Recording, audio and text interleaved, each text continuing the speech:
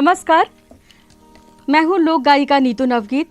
आज न्यूज़ 18 के स्टूडियो में मैं कई सारे लोक कलाकारों के साथ उपस्थित हूँ, एक महान लोक कलाकार को स्वरांजलि देने के लिए। जी हाँ, मैं भिखारी ठाकुर की बात कर रही हूँ। जैसा कि आप सभी जानते हैं कि भोजपुरी के शेक्सपियर कहे जाने वाले भिखारी ठाकुर की आज जयंती है। सबसे पहले मैं शुरुआत करती हूँ एक जतसारी के गीत से। आप सभी जानते हैं कि जतसारी भोजपुरी लोक गायन की एक प्रसिद्ध विधा है। डगरिया जो हतना हो, डगरिया जो हतना हो, डगरिया जो हतना, डगरिया जो हतना हो,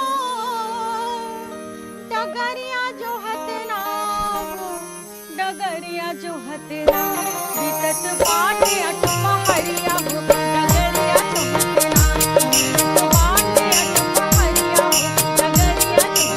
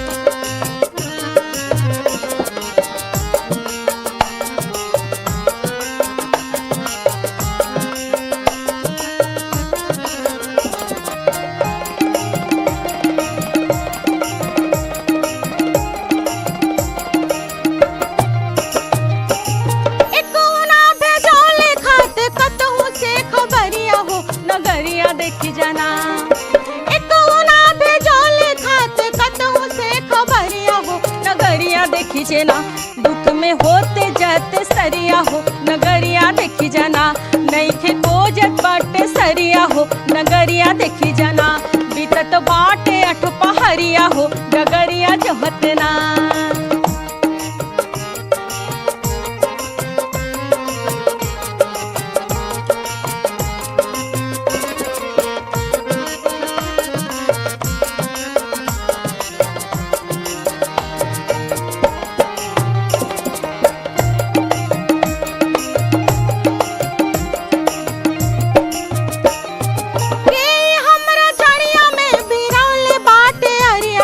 चकरिया दरी जाना के हमरा जड़िया में बिरौले बाटे अरिया हो, चकरिया दरी के ना, दुख में होते जाते सरिया हो, चकरिया दरी के ना, दुख में होते जाते सरिया हो, चकरिया दरी के ना, बीतत बाटे अट पहरिया हो, डगरिया जो हतना।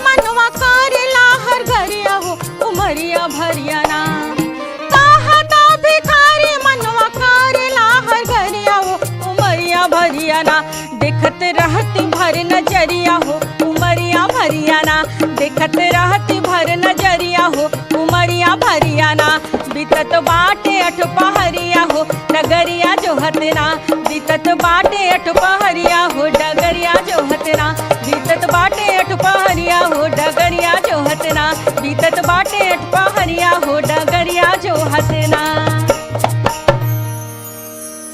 कहते हैं कि उन्होंने जो विवाह गीत की रचना की वो हम लोग हंसते हैं उनके विवाह गीत को सुनकर, और हमारे शादी विवाह में उनके गीतों के बिना तो शादी ही पूर्ण नहीं होती, लेकिन उनके गीतों में एक दर्द है। वो देखते हैं कि किस तरह से समाज में बेमेल विवाह प्रचलित था उनके उस समय तत्कालीन समाज में, और उस बेमेल विवाह को देखकर वे बहुत द्रवित थे, और वे समाज को दिशा देने के लिए उन्होंने बेटी बेचवा और विवाह गीत चलनी के चाल दूल्हा जैसे गीतों की रचना की, ताकि समाज को एक नई दिशा दी जा सके, स्त्रियों की स्थिति जो है वो सुधारी जा सके। तो चलिए मैं सुनाती हूँ एक विवाह गीत। चलनी के चालल दुल्हा सुप के झटकारल हो, चलनी के चालल दुल्हा सुप के झटकारल हो, दिया का के लागल बरदुआरे बाजा बाजल हो, दिया का के लागल बरदुआरे बाजा बाजल हो, दिया का के लागल, चलनी के चालल दुल्हा सुप के झटकारल हो, चलनी के चालल दुल्हा सुप के झटकारल हो, दिया का के लागल बरदुआरे बाजा बाजल हो, दिया का के लागल।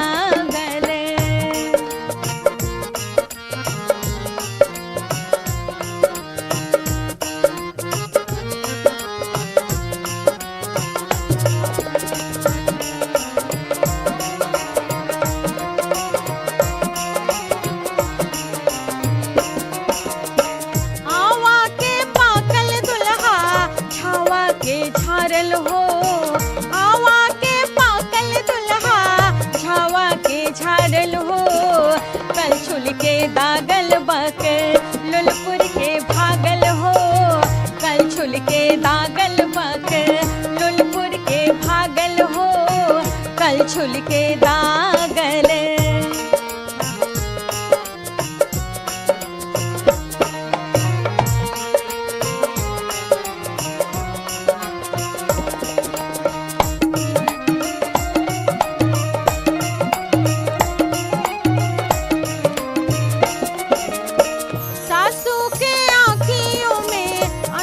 बाछावल हो, सासू के आँखियों में अंधवट बाछावल हो, आई कर देखा बर के पाने चबुलावल हो, आई कर देखा बर के पाने चबुलावल हो, आई कर देखा।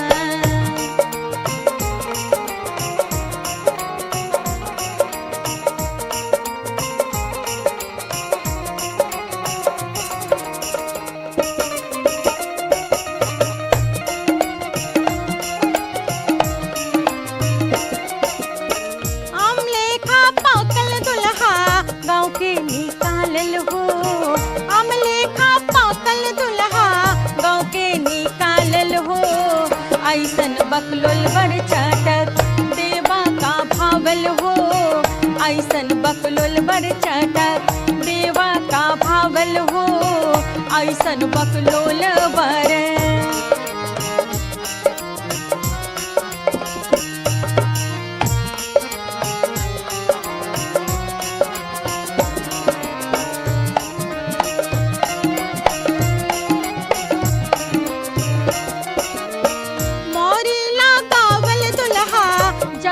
पहिरावल हो, मोरेला गावल दुल्हा जामा पहिरावल हो, कहता भिखारी हवन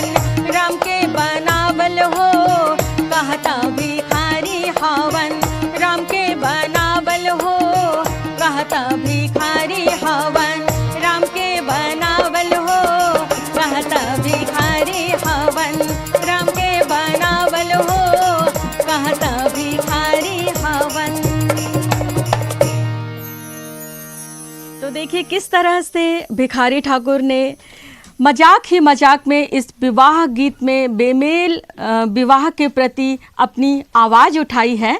और बेमेल विवाह में दूल्हा जो है बिल्कुल बूढ़ा हो चला है और लड़की जो है वो बिल्कुल बच्ची के जैसी है।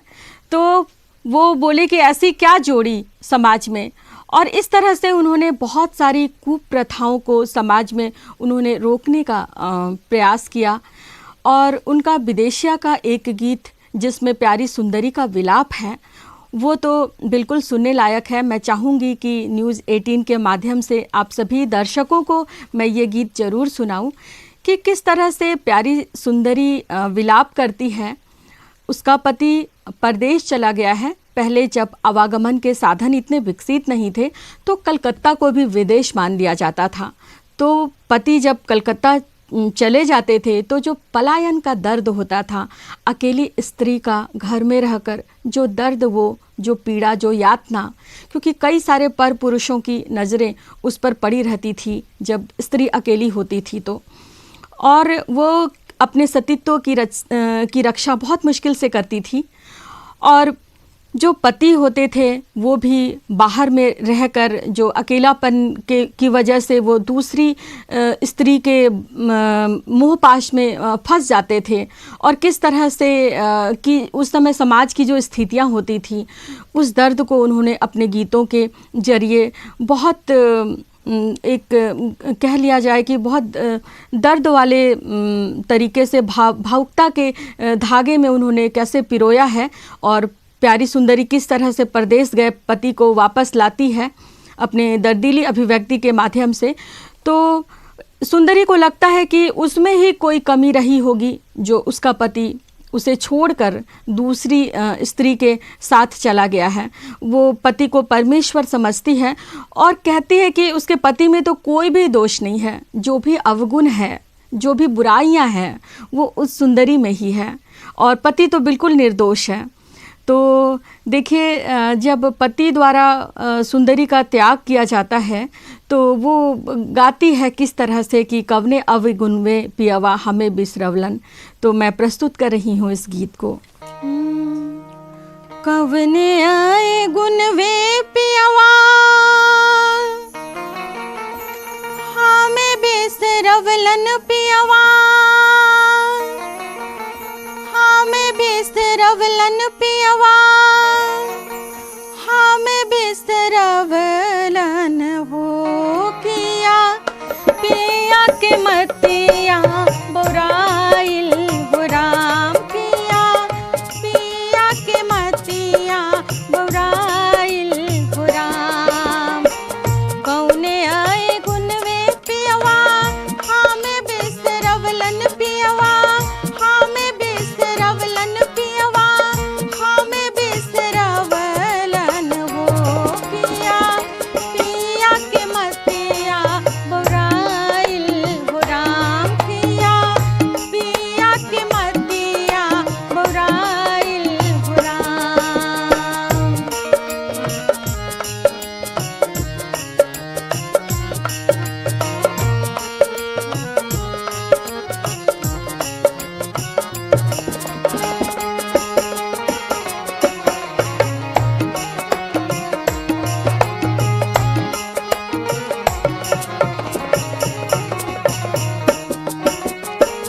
जैसे सपनवा अपना पिया जी के देखनी अपना, पिया जी के देखनी अपना, पिया जी के देखनी हो पिया जीवा में सना के देना समाइल हो राम, पिया जीवा में सना के देना समाइल हो राम किया पिया के मतिया बुराइल बुराम किया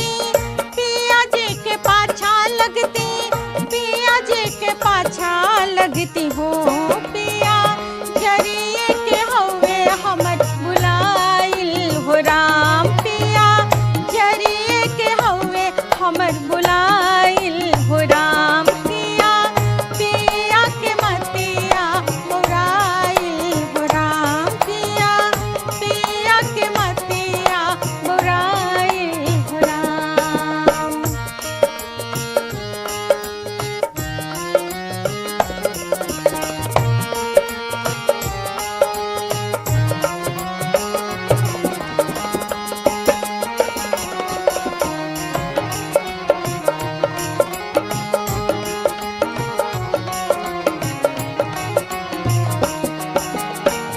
कहत भिखारी पियवा फांसी दे के भगलन पियवा फांसी दे के भगलन पियवा फांसी दे के भगलन हो पिया आधे जल में मनवा टंगाइल हो राम पिया आधे जल में मनवा टंगाइल हो राम पिया पिया के मतिया बुराइल हो राम पिया पिया के मतिया बुराइल हो राम पिया पिया के मतिया बुराइल हो राम।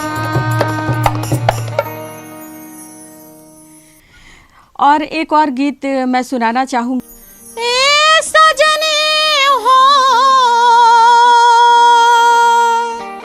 ए सजनी हो ए सजनी ए सजनी हो ए सजनी हो ए सजनी पियवा गईल कलकतवा ए सजनी पियवा गईल कलकतवा ए सजनी ए सजनी हो ए सजनी हो ए सजनी ए सजनी हो ए सजनी हो ए सजनी पियवा गईल कलकतवा ए सजनी पियवा गईल कलकतवा ए सजनी।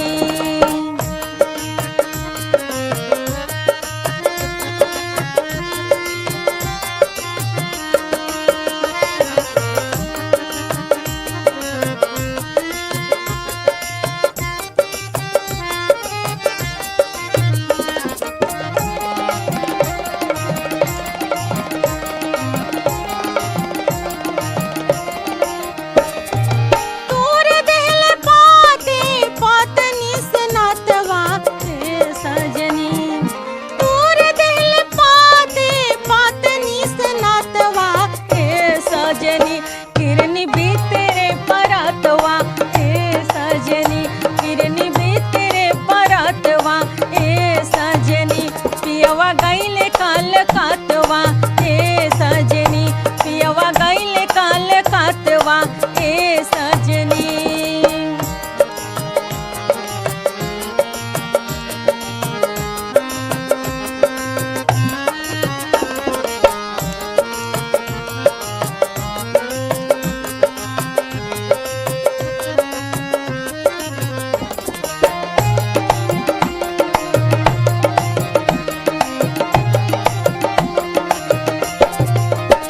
कोड़वा में जोता नहीं थे सिरवा पे छातवा ए सजनी कोड़वा में जोता नहीं थे सिरवा पे छातवा ए सजनी कैसे चली है रहतवा ए सजनी कैसे चली है रहतवा ए सजनी पियवा गईल कलकतवा ए सजनी पियवा गईल कलकतवा ए सजनी।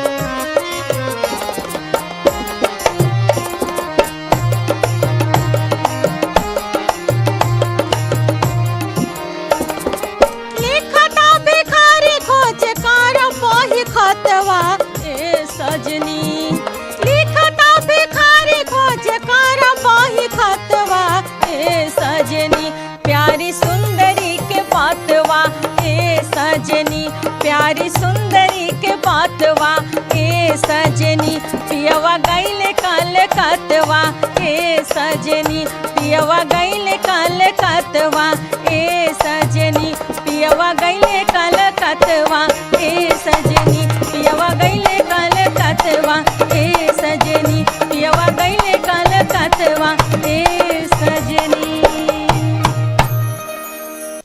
बहुत बहुत धन्यवाद देती हूँ मैं न्यूज़ 18 को कि आपने मुझे अपने स्टूडियो में बुलाकर आज जो भिखारी ठाकुर का जन्मदिन का दिन है उसको प्रासंगिक बनाया। बिल्कुल यह काम आप लोगों का बहुत सराहनीय है, क्योंकि हमें ज़रूरत है आज की नई पीढ़ी को दिशा देने की। और जब दिशा देने की बात हम कहें तो दमित और उपेक्षित लोगों की आवाज़ भिखारी ठाकुर को हम बिल्कुल भूल नहीं सकते हैं। वे आज भी प्रासंगिक हैं और सदियों तक प्रासंगिक रहेंगे। प्रणाम, धन्यवाद। डगरिया जो हतना हो, डगरिया जो हतना हो, डगरिया जो हतना के चालल दुल्हा सुप के झटकारल हो, दिया का के लागल बरदुआ